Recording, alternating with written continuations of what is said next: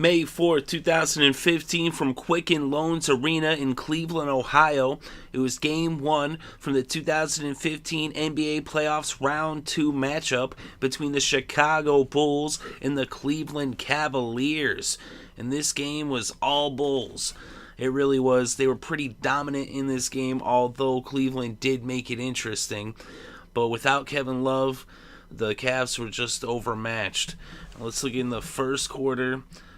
The Chicago Bulls got out to an early lead, a pair of threes. First, Dunleavy hits a three. Derrick Rose hit a three, and it was 6-2. And they really never looked back in the first, as they would lead by 12 by the end of the quarter with the score 27-15. Then in the second, Cleveland actually would get within three. Mike Miller hit a big three-pointer with 2 minutes left in the half to make it 45-42. And then with less than a minute left, LeBron got a layup to make it 47-44. But then Pau Gasol hits a 19-footer, and it's a 5-point lead for Chicago at halftime, 49-44.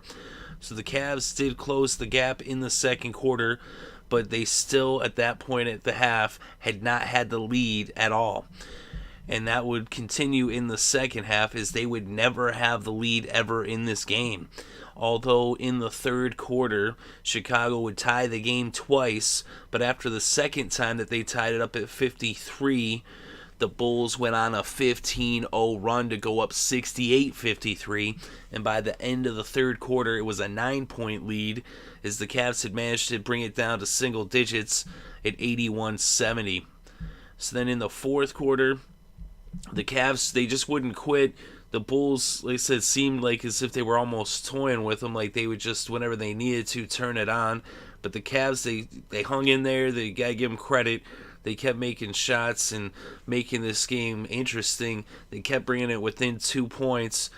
And then even it was a 4-point game with less than a minute left. Jimmy Butler then hit a 14-footer to make it 96-90. Kyrie Irving then put up a three and tried to draw some contact, but they didn't call a foul and he missed. So then Dunleavy ended up getting fouled. He made the first, missed the second, and now it was a 7-point lead.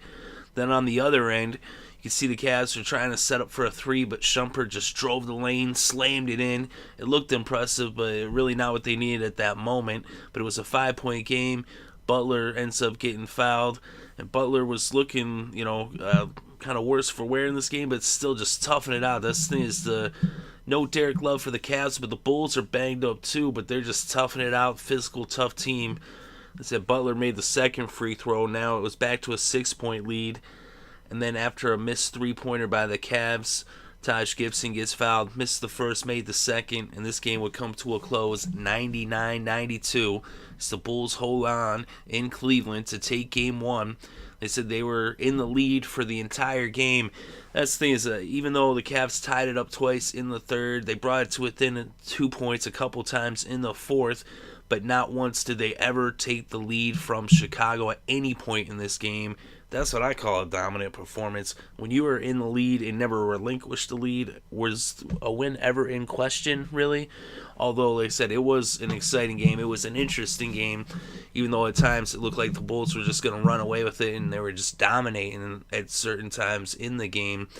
But of course, like I said, Cleveland, they got such good shooting. Kyrie Irving, and of course, LeBron, they just, they're not going to just lay down and take it. They made it interesting. 3 of the Bulls starters scored over 20 points, including a double-double by Pau Gasol.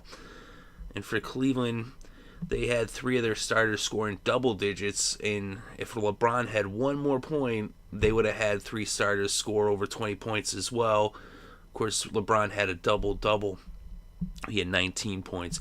But in this game, Derrick Rose, 25 points, 5 rebounds, 5 assists, 1 steal. Pau Gasol, the double-double, 21 points, 10 rebounds, 4 assists, 4 blocks. Jimmy Butler, 20 points, 5 rebounds, 6 assists, 3 steals. Mike Dunleavy, 14 points, 7 rebounds, 2 assists, and a steal. And Joakim Noah, he didn't get any points, but 9 rebounds, 4 assists, and 2 blocks. And off the bench, Taj Gibson, 8 points, 5 rebounds, 1 assist. Kirk Hinrich, 6 points, 1 assist, 1 steal. Aaron Brooks, 5 points, 1 rebound, and 1 steal. Both of those off the bench. Well, the last 3 were off the bench. But for the Cavaliers, Kyrie Irving put up 30 points to be the game's leading scorer. He had 2 rebounds, 6 assists, 1 steal, and 1 block. Iman Shumpert, 22 points, 1 board, 1 assist, 1 steal. LeBron James, 19 points, 15 rebounds, 9 assists, 3 steals, and a block. So he had a double-double and was just 1 assist shy of a triple-double in the losing effort. Although, I almost don't like that expression, losing effort, even though I use it. But, is it really a losing effort? I think everyone gives a winning effort even when you lose, Sometimes I guess you give a losing effort. But I thought they did their best, Let's see, all things considered.